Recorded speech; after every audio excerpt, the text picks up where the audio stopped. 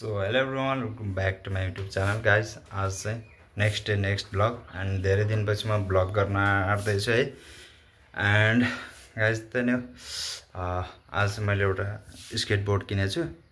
अनि स्केटबोर्ड चाहिँ मेरो फर्स्ट स्केटबोर्ड हो। अनि जस चलाउन मन लागेर सिक्न मन लाग्यो हैन, त्यही भएर आज एउटा स्केटबोर्ड किनेको छु। एन्ड त्यही नि हो, म देखाउँछु है त। म चाहिँ ल्याइसकेको छु है स्केटबोर्ड।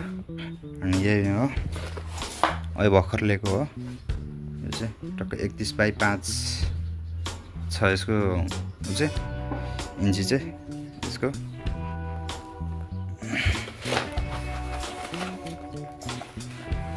ल अनबक्सिङ गरौँ चाहिँ है। यस्तो च्यातेर सेटलाएर वै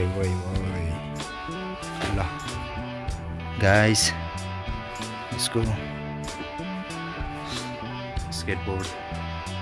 स्केटबोर्ड में माई फर्स्ट है, मेरो चाहिँ फर्स्ट स्केटबोर्ड हो यो चाहिँ हैन।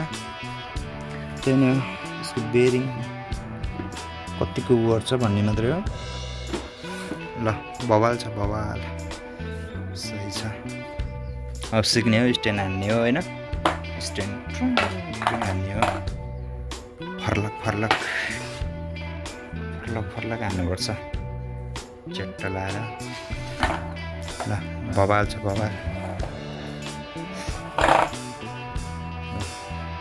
स्केटबोर्ड अब चितवनमा पनि सुरु हुन्छ है केटा, चितवनमा पनि सुरु हुन्छ अब स्केटबोर्ड।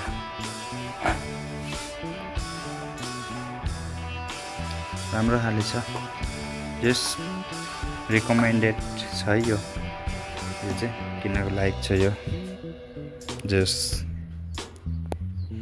ग्राफिक्स नि दामी नै छ, ग्राफिक्स नि दामी नै छ है। मैले चाहिँ यो दराज अनलाइनबाट मगाएको हो। यसको प्लास्टिक छ, यसको यो प्लास्टिक यो निकाल्नुपर्छ। अनि त्यही नै ग्रिप राम्रो छ, ग्रिप चाहिँ एकदम बवालै छ।